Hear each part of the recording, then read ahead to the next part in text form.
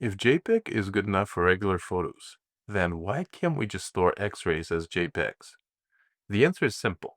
In medical imaging, the picture is only part of the story. A JPEG is a standard image file. It stores pixels. It is great for photos, websites, presentations, and documents.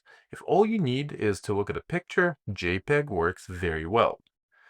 But the thing is, a medical image is not just a picture. An X-ray, CT, MRI, or ultrasound image has to belong to the right patient, the right study, the right exam date, the right modality, and the right clinical record. It also has to be displayed correctly. And that is where DICOM comes in. DICOM is a standard used for medical imaging.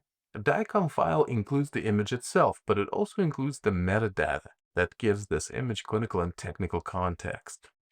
That metadata can identify the patient, but it does much more than that.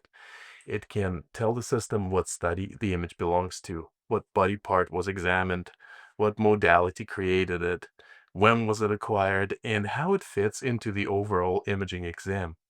It can also include information that helps imaging systems display the image properly, such as orientation, positioning, laterality, and other technical details that matter when a radiologist is interpreting the image. This is important because medical images are used for clinical decision making. You would not want a CT image presented in a way that could confuse left and right anatomy or make the affected side appear on the opposite side.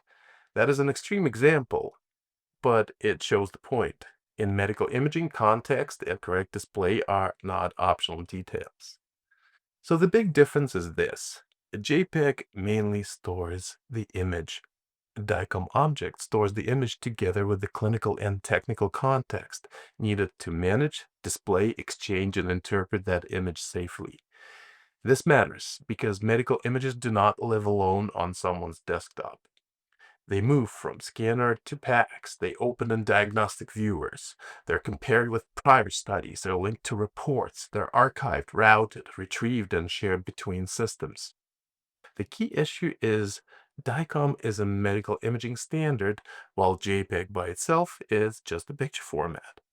So, yes, technically you can turn an X-ray into a JPEG. But for clinical imaging, that is not enough.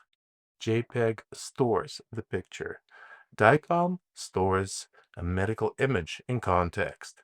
And that context is exactly why healthcare needs DICOM.